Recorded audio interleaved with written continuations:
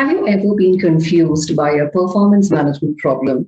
The numbers and the information is just spread across the paper. Such kind of confusions can happen in business also, where there are many alternative courses of action. But if this entire information is presented in the form of a diagram, it becomes very easy to understand.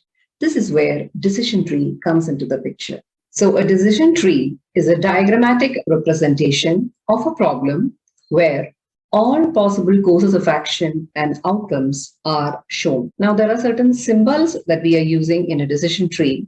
The square indicates a decision point and a circle indicates a chance point. So we will take the very same example of Adam that we did in part 1 and draw a decision tree pertaining to his problem. So this is the question. Adam has two options: start the apple jam business or start the apple juice business. There is a 50% chance that the labor will be cheap, which means that there is a 50% chance that the labor will be expensive also.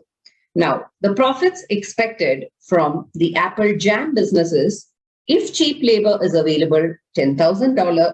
And if he gets expensive labor, then the profit is only $3,000. Now, regarding the apple juice business, if cheap labor is available, $20,000 is the profit. And if he gets expensive labor, then he incurs a loss of $6,000. Draw a decision tree and state the decision taken. Now, first, Adam has to take a decision of whether to start an apple jam business or an apple juice business. And whenever a decision has to be taken, it is a square symbol that is to be used. So we draw a square and the two options are, one is to start an apple jam business and the second option is to start an apple juice business. Now, if Adam starts the apple jam business, there is a chance. What is the chance? 50% chance that the labor will be cheap. So there is a 50% chance that he gets cheap labor and balance 50% chance that he gets expensive labor. Now, even for the apple juice business, the same probability exists. So there is a 50% chance that he gets cheap labor and 50% chance that he gets expensive labor. So always remember, whenever there is a probability coming up, then you will have to use the chance point, that is the circle. Now coming to the final outcome. Look at the first branch. If Adam starts the apple jam business and he gets cheap labor, then the profit that he gets is $10,000. So you write that at the very end, $10,000.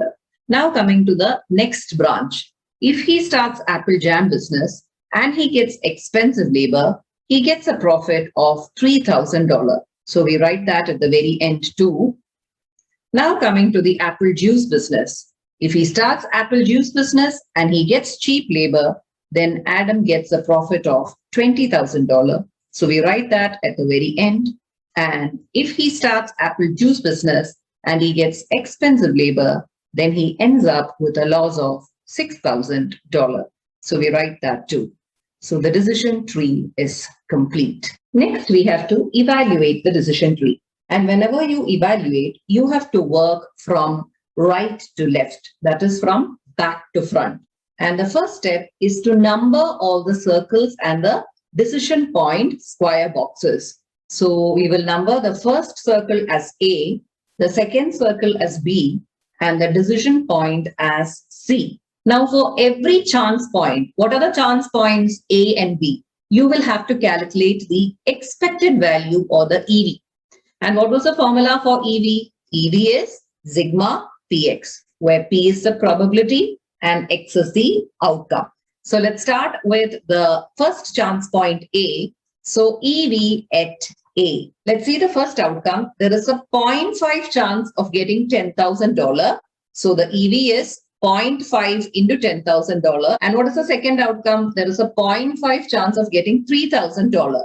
So it is plus 0.5 into $3,000. It is $6,500. So on top of A, we write $6,500, indicating that that is a EV at point A. So EV at B is, there is a 50% chance of getting a profit of $20,000. So it is 0.5 into 20,000 plus there is a 50% chance of getting a loss of $6,000. So plus 0.5 into negative $6,000.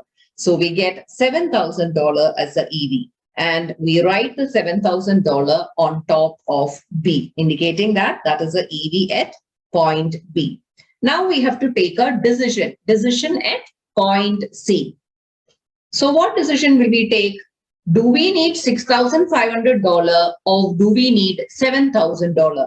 Obviously, we need $7,000. So the decision will be start the apple juice business as it has got a higher EV of $7,000. And you write the EV on top of C as $7,000 because that is the final decision and that is the profit that we will get if we select that option.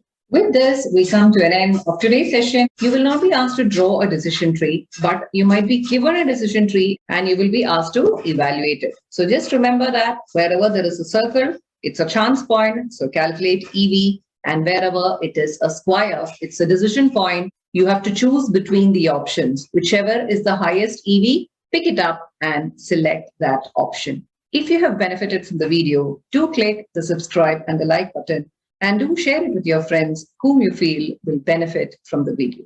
So thank you all and meet you in the next video.